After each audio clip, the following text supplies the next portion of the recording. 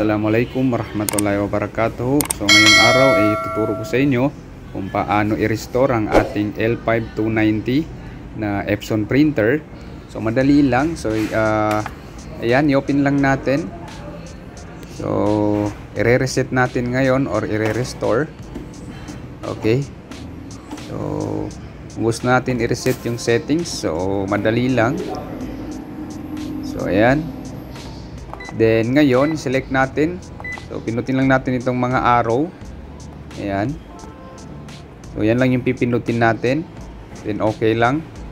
Okay, so settings tayo. Then hanapin natin yung restore.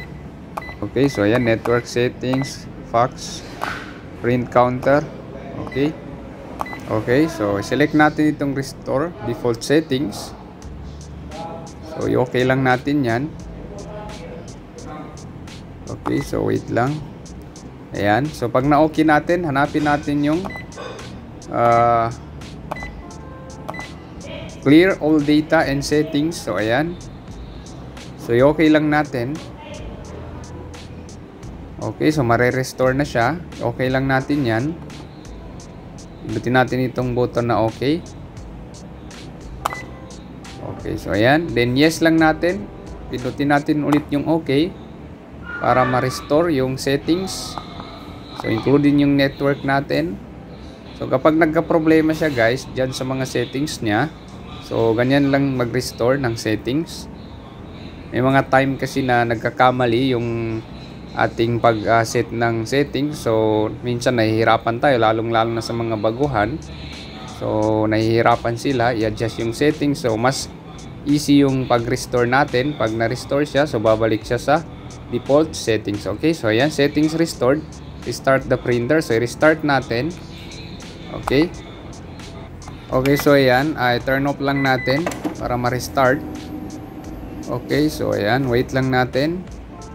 So ngayon, pindutin natin yung power para ma-open siya ulit. So kailangan natin ngayon i-set yung settings na yung mga time and date. So ayan, English. So hanapin natin yung Philippines. Okay. Okay, so Philippines. Then off lang natin yan. So ngayon nilagay natin yung format ng ating date. So ayan. Then set natin yung date guys. Okay. So ayan. February 14, 2025. Okay. So ayan, then okay lang natin. So time format, so 12 hours. Okay.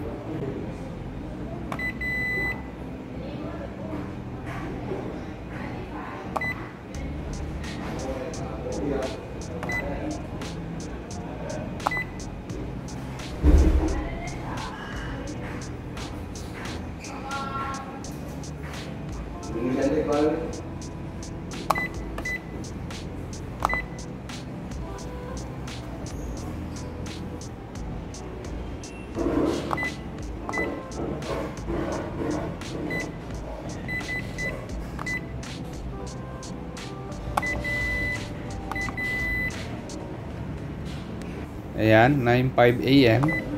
So yung time natin ngayon. Okay, so ayan, loading na siya. So hintayin lang natin.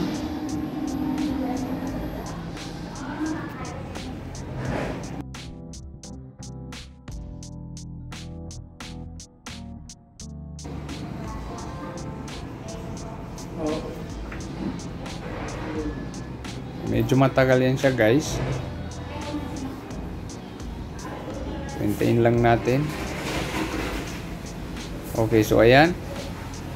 So setup later na lang natin. Pindutin natin yung sign number. Okay. So sign number, setup later. Okay, so no. So, okay, so ayan, naset na natin ngayon. So pwede na tayo mag-print ulit. Okay, so I hope nakatulong ito sa inyo. Thanks for watching. And don't forget to subscribe to Amr TV for the latest videos na aking upload. Sukran and wassalam.